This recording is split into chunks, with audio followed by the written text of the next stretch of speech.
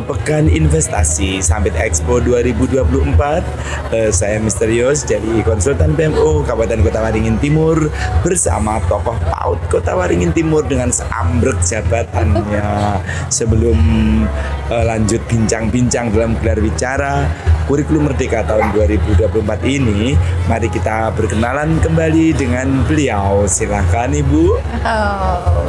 Assalamualaikum warahmatullahi wabarakatuh. Wih, keren banget ya acaranya. Pertama-tama saya mau bilang congratulations teacher. Kalau bertemu dengan teacher itu selalu memberi inspirasi. Dan Kota Waringin Timur itu harus bangga mempunyai tokoh seperti beliau. Tidak pernah tidak, inovasinya itu selalu membuat kita bangga, membuat kita tertarik untuk ikut di dalamnya. Saya sebenarnya sih dibanding beliau bukan siapa-siapa. Saat ini kebetulan saya menjabat sebagai anggota BAN PDM Provinsi Kalimantan Tengah. Dulu saya pernah menjabat sebagai sekretaris BAN PAUD sebelum bergabung menjadi BAN PDM teacher. Nah, di situ saya juga asesor teacher. Jadi sekarang namanya asesor PDM. Jadi asesor PDM itu adalah asesor yang akan memberikan penilaian kelayakan mutu lembaga dimulai dari pendidikan anak usia dini, SD dan menengah. Ya, seperti itu teacher. Kemudian sehari-hari saya dipercaya teman-teman sebagai ketua IGTKI Kabupaten Kota Waringin Timur. Ya, kemudian kita bersama, saya dimotori teacher bergabung dalam forum literasi Kota Waringin Timur gitu ya. Jadi sebenarnya tuh ya, mengapa forum literasi itu bisa bergerak ya, bisa menghasilkan buku bersama-sama pendidik hebat, itu motornya itu adalah beliau gitu loh. Jadi saya kalau duduk di samping beliau ini berasa seneng banget mendapatkan anugerah yang luar biasa. Saya bisa mendapatkan apa ya namanya itu aura beliau ya, untuk bisa menjadi seperti beliau yang luar biasa ini. Sebenarnya saya pengen nanya dengan teacher nih. Ini kok bisa terbetik? Kok bisa terbetik sih bikin acara seperti ini gitu loh. Itu kurang lengkap acaranya. Kalau dilanjutkan bila belum tahu apa kiprah beliau yang lain selain tadi di dunia PAUD terutama. Silakan Ibu dikenalkan agar seluruh yang pemirsa dari tayangan ini nanti itu tahu persis. Oh, kalau saya mau konsultasi tentang ini ke sana. Silakan Ibu. Baik. Selain saya bergerak di bidang akreditasi sebagai anggota BAN PDM Provinsi dan menjadi ketua IGTKI Kabupaten Kota Waringin Timur, kemudian sangat mencintai literasi bersama beliau. Kita bergabung dalam forum literasi Kabupaten Kota Waringin Timur. Nah, saya juga mempunyai yayasan lembaga PAUD. Nah, kemarin itu alhamdulillah teacher, mungkin itu anugerah dari Allah ya, karena semua pendidik PAUD itu kan luar biasa ya.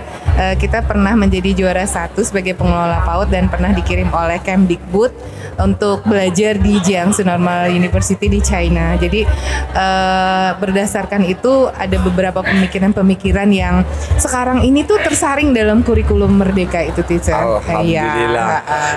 Agak lengkap. Perkenalannya agak lengkap. Kalau diterangkan semuanya sehari ini tidak cukup. Kebetulan lembaga kami itu adalah lembaga rujukan di Provinsi Kalimantan Tengah. Jadi kita ditunjuk oleh Kementerian Pendidikan dan beberapa kali dari kabupaten lain itu berkunjung untuk sharing lah. Sharing ya itu. Berarti studi visit yang dilayani dari pihak luar kabupaten sudah banyak ya Mem ya? Alhamdulillah sudah banyak. Kalau boleh tahu untuk memberikan apresiasi pada beliau-beliau yang pernah studi sekaligus untuk memotivasi yang lainnya juga melakukan yang sama. Dari kabupaten mana saja Mem?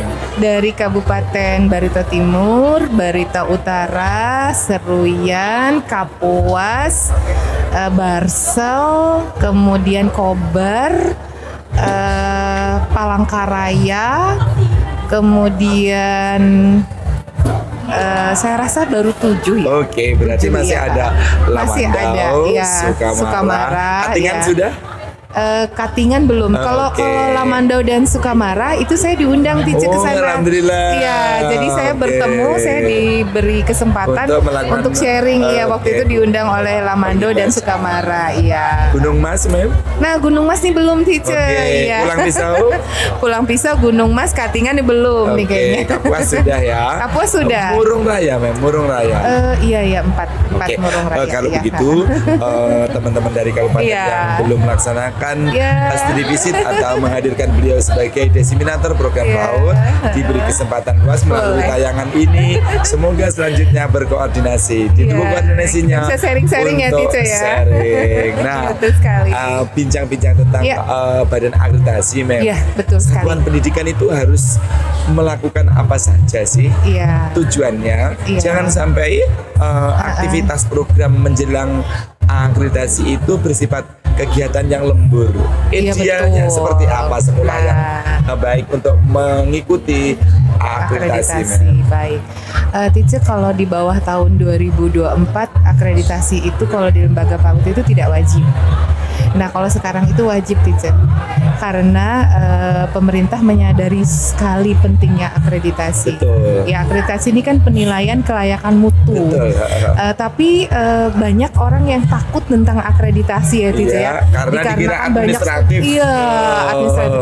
Padahal sekarang itu yang dinilai itu adalah performance gurunya, prosesnya, performance-nya, bagaimana guru itu menyiapkan proses pembelajaran, bagaimana pembelajaran berlangsung, apakah ada disiplin positif, kondisi yang sangat kondusif untuk anak-anak, adakah kolaborasi dari berbagai pihak. Jadi seperti itu. Dan sebenarnya, Tice, kalau kita lembaga mengundang audit gitu ya, Tice ya, itu tuh mahal, Tice, bayarannya. Nah, ini kan disediakan negara gratis, Tice. Nah, memang ada beberapa standar, 8 standar nasional yang terkait dalam 26 butir yang harus disiapkan. Tapi itu baru minimal loh, Tice. Itu baru minimal. Berarti masih ada bisa dikembangkan lagi. Dan akreditasi ini kan tidak berlaku hanya di skop kabupaten tapi secara nasional, Tice. Betul. Jadi kalau memang lembaganya itu tidak mengikuti akreditasi itu rugi, Tice. Betul. Karena kalau misalnya pengalaman ada yang mengikuti standarisasi melalui ISO, itu mahal sekali. Mahal sekali. Kalau ISO kan memang sudah internasional. Tapi kita juga masuk program ISO juga, Tice. Dengan layanan dari negara. Betul. Jadi sebenarnya begini, Tice, kenapa sih orang takut? Nah, ini saya tanya dulu nih kepada Tice. Pertama itu adalah karena tidak mempunyai dokumen yang lengkap. Setiap proses itu tanpa perencanaan. Betul. Nah, kalau mengikuti akreditasi kan jadi tahu apa saja sih dokumen minimal yang harus dipunyai sebuah lembaga gitu. Dari minimal 8 standar tadi. 8 standar tadi. Nah, dari 8 standar itu kita mengetahui ini lembaga sudah siap nih memberikan pembelajaran. Nah, itu baru sudah siap, Tice. Belum kita melihat mutunya lagi.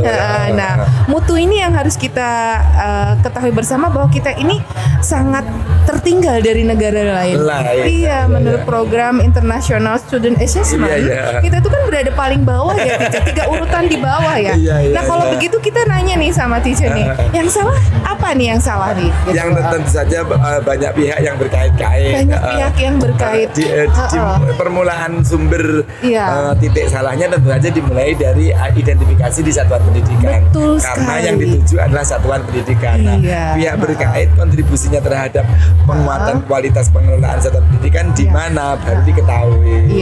Tice, kalau di bawah tahun 2024 itu penilaian akreditasi itu melihat sarana prasarana. Gedungnya harus bagus, ininya harus bagus toiletnya harus begini, kursinya begini. Kalau sekarang tuh tidak, lebih ke arah kurikulum. Betul, implementasi proses pembelajaran yang terjadi. Nah, jadi kalau misalnya didatangin sama asesor, jangan takut, Tice. Tunjukkan profesionalitas kita gitu. Ini loh saya, apalagi kita yang di kabupaten ini perlu banget sentuhan dari sana. Betul. Jadi nanti kalau dulu kan yang datang visitasi ke PAUD itu, Tice, itu hanya asesor PAUD. Sekarang udah ada asesor ban SM dulunya. Jadi kita sekarang sudah nggak ada lagi pemisahan itu. Kita menjadi satu kesatuan yang namanya ban PDM gitu. Demikian juga dari sisi jabatan, Mem. Jadi sekarang ini kepala sekolah SD bisa melintas ke SMP. Demikian juga pengawas, Mem. Tidak ada lagi dibilang-bilang. Jadi begini berarti sudah selaras dengan ban. Kalau boleh menyinggung sedikit, Tice ya, sekedar saran saja sih. Sekarang ini kan banyak guru-guru PAUD yang lumayan bagus, itu berlomba-lomba pindah ke SD. Ketika saya tanya secara pribadi, apa sih alasan mereka? Ternyata alasannya karena ada program P3. P3K ya, teacher. Sementara di PAUD belum ada. Dalam proses. Nah, itu mudah-mudahan cepet ya, teacher ya prosesnya itu. Sehingga nanti fondasi dasar itu tidak kehilangan guru-guru yang kami anggap potensial. Seperti itu. Dan selanjutnya dengan proses P3K di PAUD ini tidak menimbulkan sebuah fenomena bahwa bekerja itu orientasinya ke arah jabatan saja atau karir, tetapi secara holistik itu untuk pengabdian, penguatan mutu, yang otomatis karirnya akan meningkat juga. Itu yang harus kita sampaikan ya. Karena sekarang ini terus terang kita merasa kasihan gitu dengan teman-teman teacher. Dengan teman-teman mudah-mudahan nanti ada kebijakan yang mewadahi mereka untuk bukan memang orientasinya tidak tadi tapi karir juga perlu kan teacher gitu. Kesejahteraan itu juga perlu. Jadi gitu. Karena kalau di kita itu yang namanya guru itu tidak dikatakan ini guru ini guru ini. Yang namanya guru adalah orang yang mendidik gitu kan teacher ya. Karena itulah sekarang PDF jadi satu karena kalau dulu kan PAUD itu terpisah dari dasar dan menengah. Sekarang jadi satu itu menunjukkan bahwa dari SD diberi kesempatan untuk menguatkan kompetensi mampu mengelola PAUD. Dari PAUD demikian juga, namun jangan sampai batu loncatan itu dasarnya bukan substansi dari pendidikan. Dasarnya hanya semata-mata dari status. Nah itu dia nih. Saya setuju memang. Betul. Jadi kembali ke arah akreditasi teacher, sebenarnya itu lembaga itu harus bersyukur ketika didatangi atau menjadi tujuan daripada penilaian akreditasi teacher gitu. Alhamdulillah. Mem, sejauh mana tingkat capaian untuk yang Mem sudah ikut terjun khususnya di Kota Waringin Timur? Dimulai dari PAUD karena yang paling banyak Mem terjun kan ke PAUD. Kita tuh kasih tepuk tangan untuk Kota Waringin Timur teacher. Kota Waringin Timur itu nomor 1 kalau boleh dibilang pencapaian untuk grade A itu banyak sekali di Kabupaten Kota Waringin Timur Tetapi juga banyak lembaga-lembaga yang belum diakreditasi teacher. Nah ini PR kita bersama. Kendalanya apa? Kendalanya bisa jadi sumber daya manusianya, pengetahuan IT-nya, kemudian jangkauan geografis yang mengakibatkan informasi yang tidak sampai gitu teacher. Terus juga berbagai hal kan dulu ada kebijakan satu desa satu PAUD ya. Betul. Nah itu ada beberapa hal yang terlalu kurang siap dipaksakan. Kalimatnya dipaksakan tidak siap sehingga mereka belum mampu untuk itu. Nah ini tugas kita teacher. Kita sekarang itu akan mendatangi teman-teman di seluruh penjuru untuk mendampingi sampai siap. Betul, untuk mendampingi sampai siap dan juga kita berharap mereka itu semua mendapatkan layanan akreditasi ini teacher. Apakah hal itu menunjukkan bahwa perlu sinergitas antara pemerintah yang berkaitan Kementerian Dalam Negeri yang mewajibkan setiap desa punya PAUD dengan Kemendikbudristek agar antara kebijakan pemerintah desa dengan kebijakan dinas pendidikan itu selaras? Apakah itu belum terwujud? Nah itu harus ditelaah ulang kebijakan. Kebijakan itu kan pada dasarnya baik. Jadi di setiap desa itu ada lembaga. Mungkin belum berbarengan. Tapi tidak dibarengi dengan sumber daya yang berkualitas begitu teacher. Ibaratnya belum siap lah seperti itu. Jadi memang sebenarnya kebijakan itu sangat baik ya teacher ya. Sangat bagus. Cuman ya itu mungkin kesiapan untuk menunjang supaya itu berjalan dengan baik itu kurang gitu teacher. Alhamdulillah. Satu lagi yang perlu kita bahas tentang akreditasi. Itu kan saya sudah menganalisis juga, mengidentifikasi masih ada teman-teman yang akreditasinya C. Ada juga yang B. Lepas dari latar belakang tenaga pendidiknya, masalah apa yang bisa dikejar oleh kesatuan pendidikan baik PAUD maupun yang lainnya agar bisa mendapatkan akreditasi A dengan ketentuan kita tidak memandang tentang kondisi SDM-nya masih belum memenuhi standar yang lain apa memang? Kalau menjawab itu panjang ya Tica ya. Sebenarnya begini Tica, kalau grade-nya akreditasi itu ada 4. Iya. A yang tertinggi, B, C, dan TT. Tetapi Tica, TT itu sudah akreditasi. Iya. TT ini sudah daftar. Jadi gini, kita itu ikut akreditasi itu bukan untuk mendapatkan nilai ini Tica. Bukan. Kita itu ingin mengetahui sampai mana kualitas kita. Jadi kita itu seperti bercermin. Betul. Bercermin kita nih sampai di mana gitu loh teacher. Jadi status TT itu sendiri pun itu sudah akreditasi. Ya walaupun tidak terakreditasi tapi dia sudah masuk penilaian. Sehingga bisa refleksi untuk melakukan perbaikan. Baik, karena saya berada di bidang PAUD, kita akan membahas tentang butir 1 teacher. Iya betul. Butir 1 itu tentang DDTK teacher. Yaitu deteksi tumbuh kembang anak usia dini. Nah, kalau dulu guru PAUD itu kan melakukan pengukuran ya teacher ya. Iya betul. Pengukuran ini tingginya sekian gitu kan. Jadi beratnya sekian, terus disimpan aja di atas lemari. Nah, dan dijadikan sebagai dasar penentuan kebijakan kegiatan berikutnya. Iya, padahal itu untuk disampaikan kepada orang tua, melakukan kebijakan untuk pemenuhan gizi, kemudian juga untuk kecerdasan juga ya, memantau tingkat kecerdasan sampai di mana mereka. Nah, itu yang dilihat di dalam akreditasi teacher. Bagaimana pendidik itu memanfaatkan seluruh sumber daya yang ada untuk menjadi sebuah kekuatan yang nanti berpusat kepada murid untuk membangun pondasi yang kuat. Artinya jangan sampai program yang dikembangkan oleh satuan pendidikan itu hanya berbasis laporan tekstual, tetapi tindak lanjut dari program itu harus berkelanjutan. Betul sekali. Jadi yang dilihat tuh apa? Manfaatnya. Betul. Jadi ketika misalnya nih guru dengan sederhana menyusun RPPH, ya, tapi guru tidak tahu manfaat akhir dari RPPH itu seperti apa. Nah, memang dia secara kelengkapan administrasi itu udah bagus gitu. Gedungnya juga udah bagus gitu. Tapi yang kita harapkan bukan itu. Tetapi bagaimana dari perencanaan tadi itu mendukung capaian kualitas 6 aspek perkembangan anak itu dengan sangat baik. Itu yang dilihat potret yang itu nanti, jadi asesor itu akan melihat bagaimana profesionalitas guru dalam memberikan pembelajaran yang bermakna. Cuman saya tuh bingung di masyarakat ini kadang-kadang sekolah yang bermutu itu dibilang begini gitu, tidak sesuai, maunya yang rame-rame, maunya yang apa gitu. Sebenarnya bukan kualitas layanan pengembangan anaknya ya. Yang dilihat itu rame-ramenya orang tua gitu. Padahal kita harus melihat bagaimana guru itu membimbing anaknya kalau di PAUD itu berdasarkan usianya, sesuai dengan usianya dan memakai kurikulum pengembangan kurikulum merdeka tadi.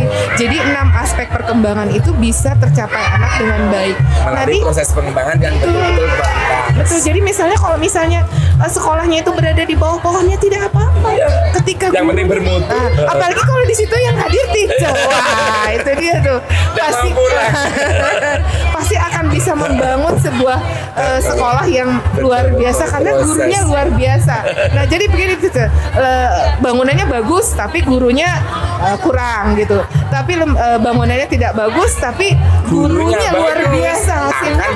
Hasilnya itu teacher. Nah, contohnya di depan kita ada teacher. Beliau itu adalah abang saya yang sangat inspiratif. Saya banyak belajar dari beliau. Banyak belajar cara beliau berpikir, cara beliau bersikap, cara beliau menghargai orang, cara beliau selalu berkarya dalam setiap apa yang beliau lakukan itu. Kita harus bangga dan kita harus belajar dengan beliau itu ya. Waduh, bincang-bincang ternyata hampir 20 menit tidak terasa. Kelihatannya perlu pesan atau masukan untuk teman-teman yang mau akreditasi. Baik itu seluruh satuan pendidikan, baik PAUD, dasar maupun menengah. Baik. Bapak dan Ibu, akreditasi itu sangat bermanfaat bagi kita untuk mengetahui sejauh mana kelayakan mutu yang kita berikan kepada masyarakat. Nah, jadi jangan takut ketika dikunjungi oleh para asesor dan melakukan penilaian. Itu justru harus bersyukur ya, Tica ya.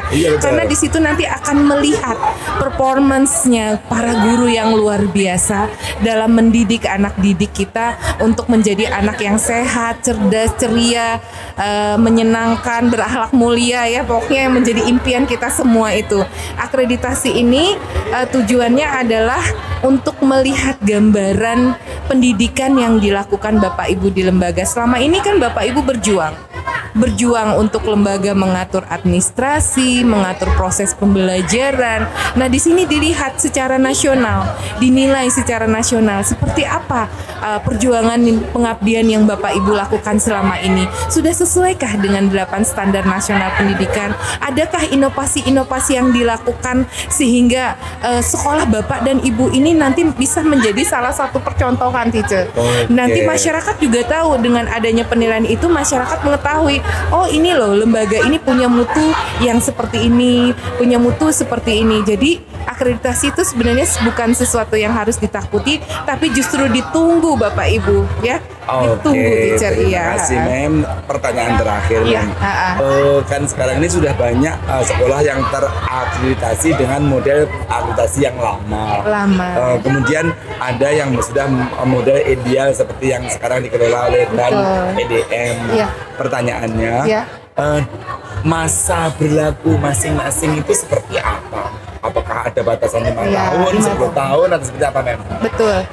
Masa berlaku akreditasi itu 5 tahun. Jadi setelah izin operasional 2 tahun itu dia sudah wajib untuk mengikuti akreditasi, teacher. Kemudian ketika dia dinilai visitasi, kemudian dia mendapatkan nilai yang menurut dia belum sesuai dengan mutu dia boleh melakukan banding, teacher. Dia boleh melakukan banding. Dan itu jangka waktunya 2 tahun dari penilaian. Informasi yang sangat penting. Tidak terasa, tidak terasa karena memang sangat menyenangkan. Sebenarnya saya pengennya jadi posisi penanya, karena saya perlu banyak belajar dari beliau, gitu. Jadi ada pepatah, Mem. Dalam bahasa Jawa itu kebun usi gudel. Artinya orang tua pun harus banyak belajar kepada yang muda ketika yang muda itu mendapatkan banyak wawasan, pengalaman yang baru dengan sesuai dengan kecepatan teknologi dan pengetahuan. Jadi tidak ada hal yang keliru tentang posisi dalam pembelajaran, karena semua jadi murid, semua jadi guru. Ilmu padi. Jadi kalau bicara sama teacher itu lebih banyak beliau yang memuji kita, padahal kita belum siapa-siapa. Kita yang harusnya memuji beliau ya. Oke, pemirsa sekalian dimanapun, baik di Indonesia maupun di luar negeri yang menjangkau dengan channel YouTube ini, semoga tayangan ini mencerahkan, spesial untuk satuan pendidikan, para pendidik dan para pengelola dunia pendidikan, agar seluruh layanan pendidikan bagi putra-putri bangsa ini benar-benar berkualitas sesuai dengan potensi talenta yang putra-putri miliki. Sekian, terima kasih. Assalamualaikum warahmatullahi wabarakatuh. Waalaikumsalam warahmatullahi wabarakatuh. Terima kasih, teacher, untuk kesempatan indahnya.